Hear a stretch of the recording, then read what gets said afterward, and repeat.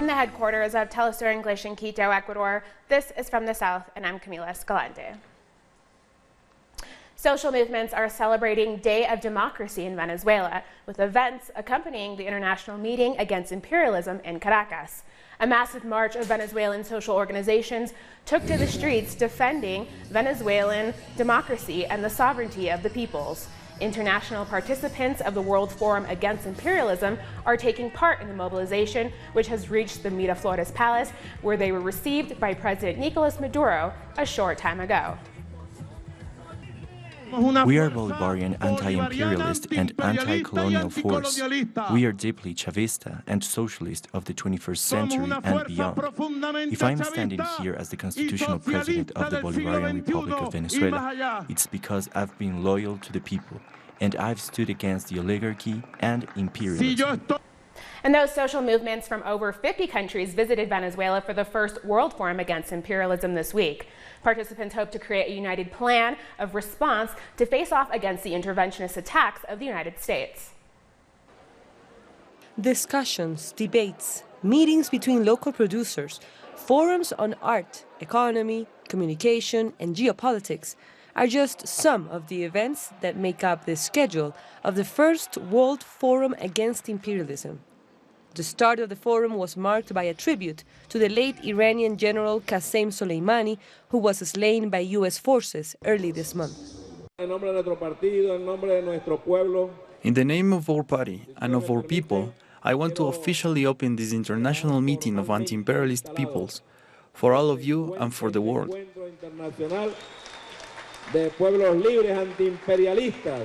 From Venezuela to Syria, from Cuba to Spain, diverse people reject U.S. interests, calling them a distressing presence across the world. North American imperialism stands against humanity, against liberty, and the self-determination of all of people. They may use different names, but imperialism will always be the enemy of global progress. The reality of Venezuela is seen as an example to follow thanks to the tenacity of its people, who have fought for years against threats and attacks by foreign powers. You, Venezuelans, comrades, you must resist, have strength, because your fight is fundamental for workers, for your children, for my children, and for all humanity. While Mike Pompeo and his puppet Juan Guaidó traveled the world, we came together in Caracas to fight for peace, just as they continue to ask for more sanctions against Venezuela.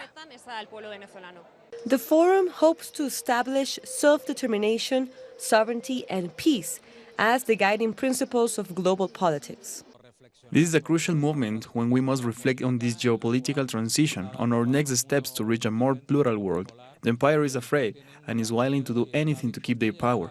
We saw this a few weeks ago when they murdered General Soleimani. Imperialism is an ideology, and we have a different ideology that stands against them. We are here for socialism, for the development of our people, for equality, for human rights, against racism and sexism.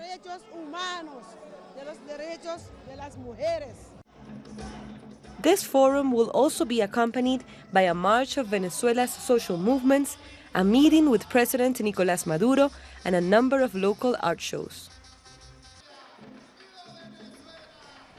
Venezuela's government is delving further into the opposition's ring of corruption as today marks 1 year since right-wing figure Juan Guaidó proclaimed himself president.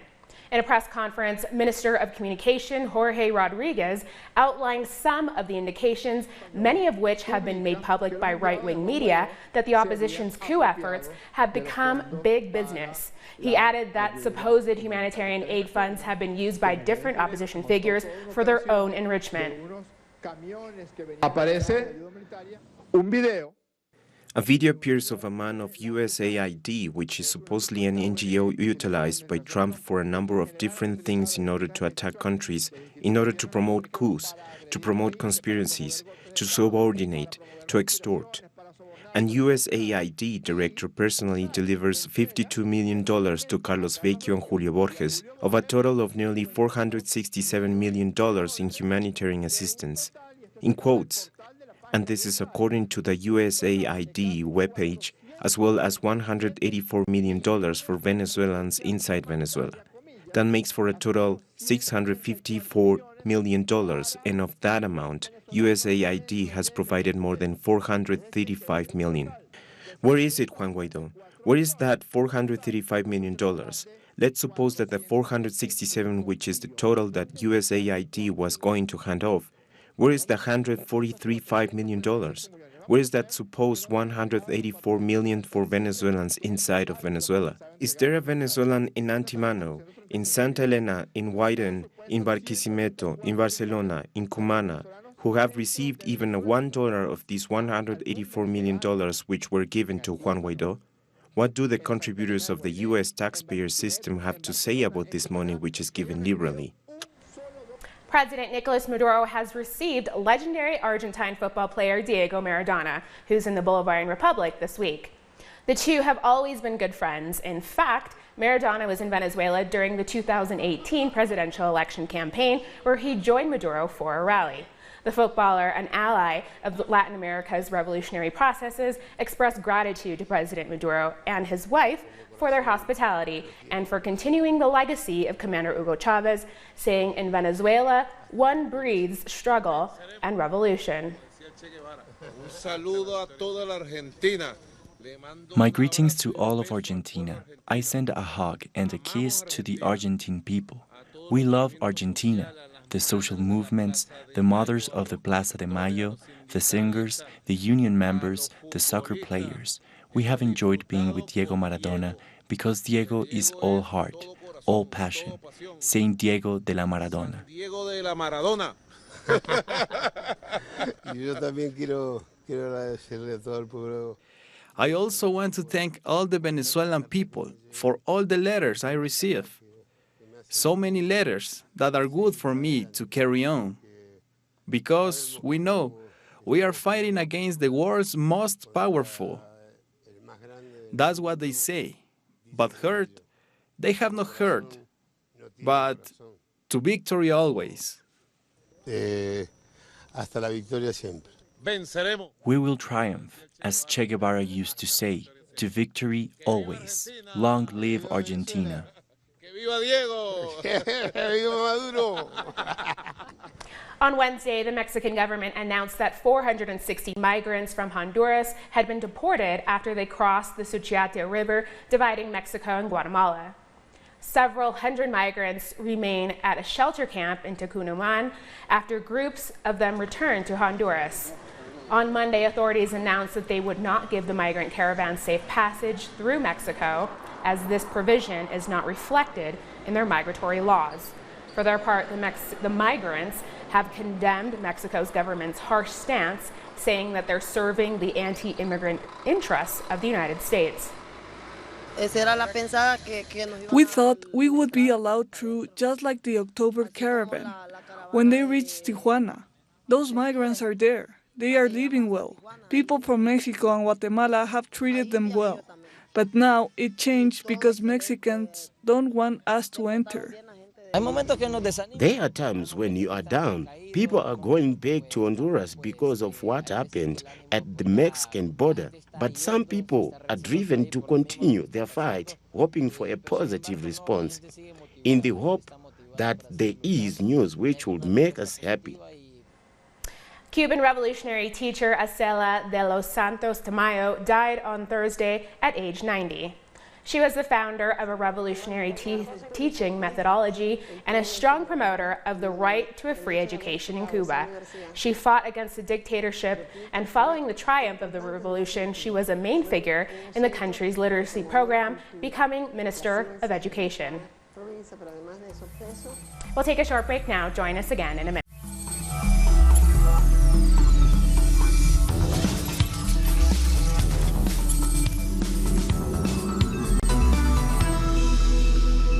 Welcome back.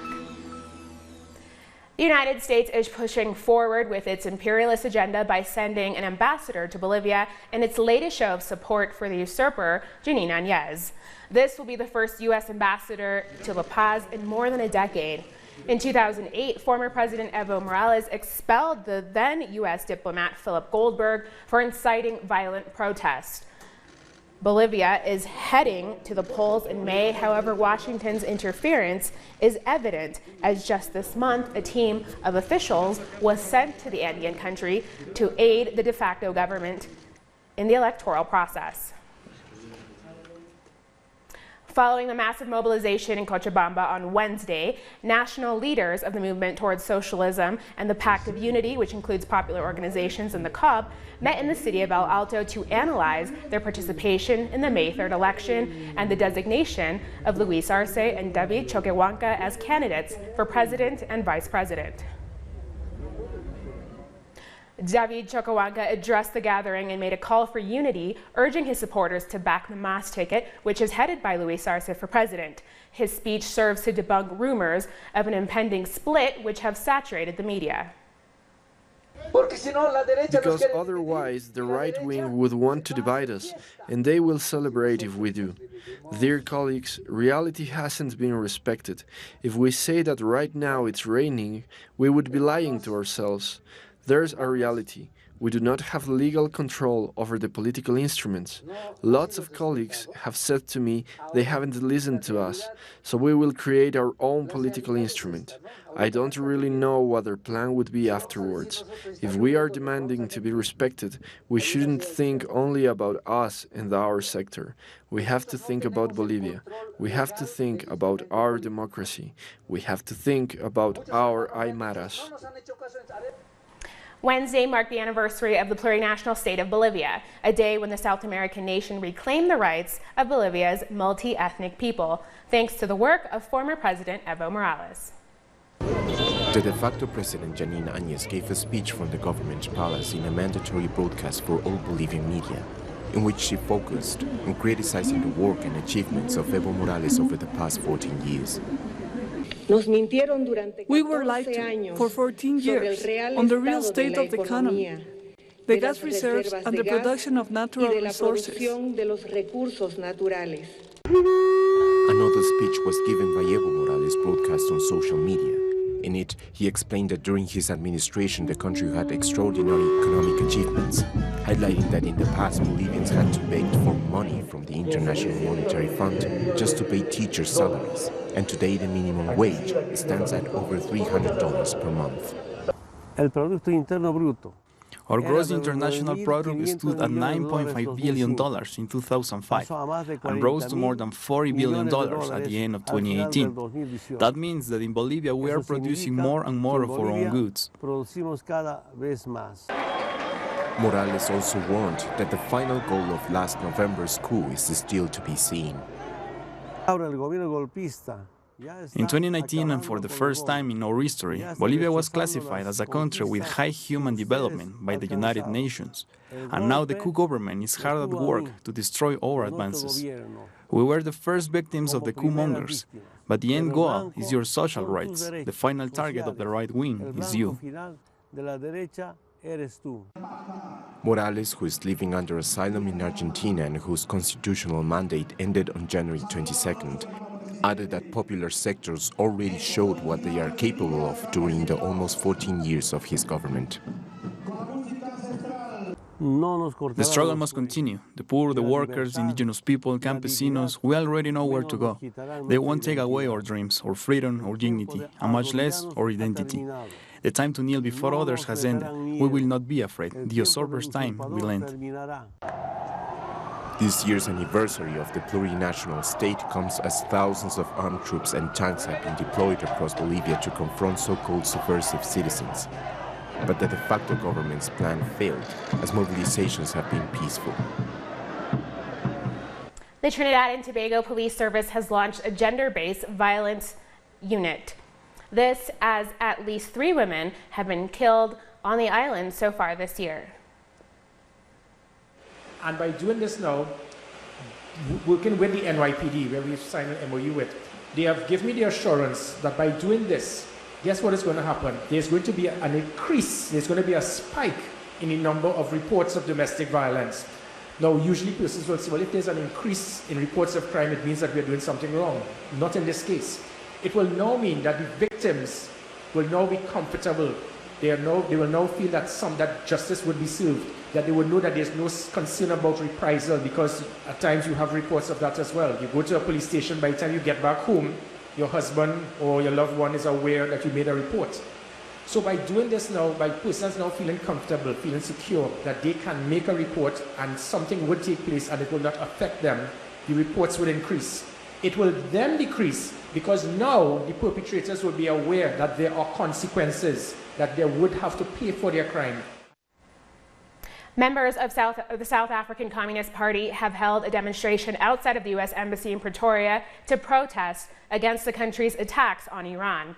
The protesters sang revolutionary songs and held banners denouncing what they say is President Trump's obsession with war and condemning the killing of Iran's top commander, General Qasem Soleimani. The SACP members say that they are against imperialist aggressions across the world and that they'll vow to continue protests in South Africa until the U.S. withdraws its forces from the Middle East.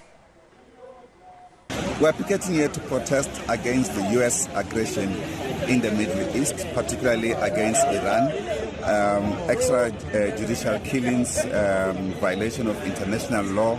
As you know, for instance, recently the killing of General Qasem Soleimani and Comrade Al-Mandi, who were killed by U.S. instruments. Students in Zimbabwe have demonstrated against the high cost of education.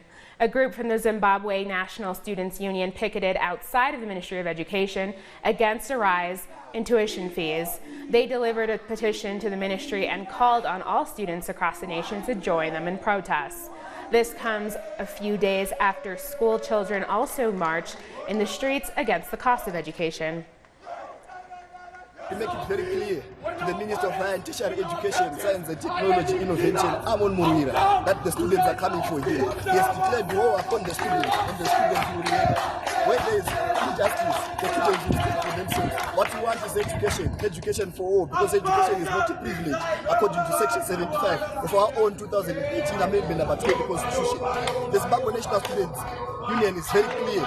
In brackets, you can call it ZINAS. It's the only union in this nation which represents the students. And we are very clear on our message. We are never going to break down all polytechnic colleges, all universities, all teachers' colleges. They are going to respond because we are very clear on the message. We'll take a short break now. Join us again after this.